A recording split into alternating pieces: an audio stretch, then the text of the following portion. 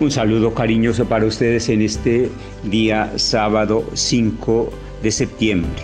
Leemos el Evangelio de San Lucas en el capítulo 6, versículo del 1 al 5. Un sábado, cuando atravesaba unos campos de trigo, sus discípulos arrancaban espigas, las frotaban con las manos y comían el grano. Unos fariseos les dijeron: ¿por qué hacen en sábado una cosa prohibida? Jesús les contestó: ¿no han leído lo que hizo David con sus compañeros cuando estaban hambrientos? Entró en casa de Dios, tomó los panes consagrados que pueden comer solo los sacerdotes, comió y los compartió con sus compañeros, y añadió: el Hijo del Hombre es Señor del sábado. Palabra del Señor, gloria a ti, Señor Jesús. Una nueva contrariedad enfrenta a Jesús con los fariseos a causa de sus discípulos. Antes se fijaron que los discípulos no ayunaban y participaban de las comidas en las que Jesús socializaba con la gente. La posición de Jesús es que Él es una novedad, motivo de alegría para todo el que lo acoge. Ahora es que caminando hambrientos por un trigal, los discípulos arrancan la espiga, la frotan con la mano para comerse el grano. Lo escandaloso es que lo hacen en sábado y es algo que está prohibido por la ley. Es una ley no orientada a beneficiar la vida de alguien, sino a rendirle culto a Dios por medio del descanso. Es escandaloso que los discípulos estén subvirtiendo a la ley cuando no acostumbraban a hacerlo, es decir, se lo han permitido desde que caminan con Jesús. Igualmente es escandaloso que Jesús, siendo el Maestro, no les enseñe la rigurosidad de la ley y en su presencia cometan los discípulos esta contravención. La realidad, la rectitud, para los fariseos consiste en el cumplimiento de esa ley más allá de cualquier realidad e improvisación que se pueda generar. Ha sido una práctica originaria, muy antigua, que se impone a diferentes realidades sin iluminarlas. Es escandaloso que alguien relativice algo sólido, tradicional, que se comunica de maestros a discípulos y de generación en generación. ¿Qué ha hecho Jesús con estos discípulos? Les ha ido desmontando ciertas prácticas y costumbres que se habían solidificado de generación en generación. Los discípulos, caminando con Jesús, le responden en su enseñanza, se sienten protegidos por Él y muestran una nueva manera de situarse frente a la vida. Esa libertad que se dan es malinterpretada como una violación a la ley y a las costumbres de la sociedad de su tiempo. Jesús asume dos posiciones juntas para favorecer a los discípulos y justificar lo que ellos hacen y el motivo por el cual Él se lo permite.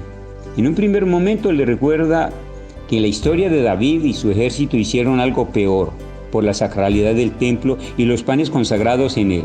Simplemente el estado hambriento le llevó a encontrar en esos panes consagrados una oportunidad de comer algo. Si el respaldo de la ley es la Escritura, también en ella se encuentra la justificación para tener una excepción.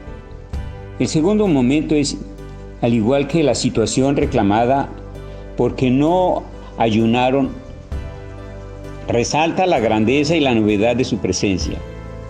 Él está inaugurando un tiempo nuevo que requiere nuevas formas de situarse ante la vida.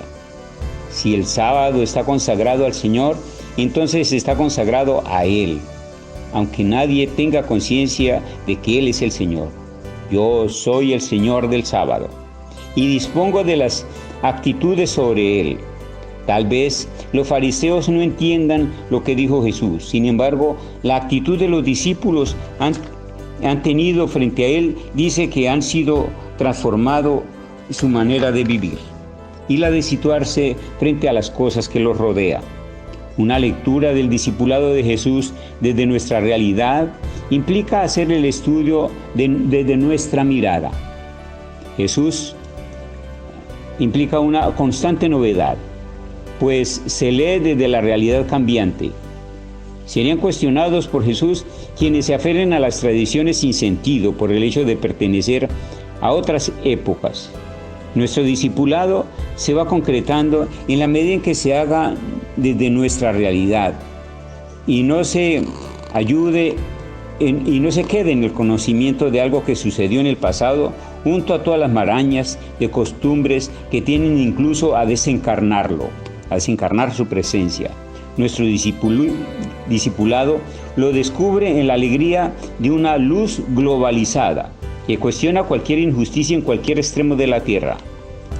Toca de frente con el tema de los derechos humanos, del asesinato de líderes sociales.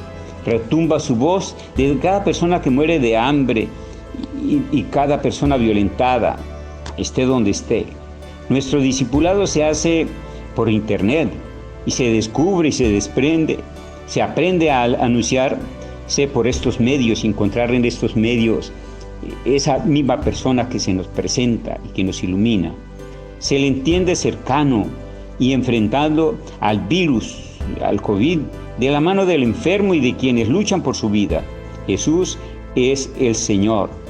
Él es quien muestra su luz.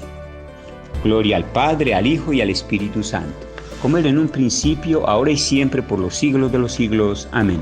Oh Santa Teresita, patrona nuestra, enséñanos el caminito de tu infancia espiritual. La bendición de Dios, Padre, Hijo y Espíritu Santo, descienda sobre ustedes y los acompañe siempre. Amén. Muchas gracias por la atención prestada.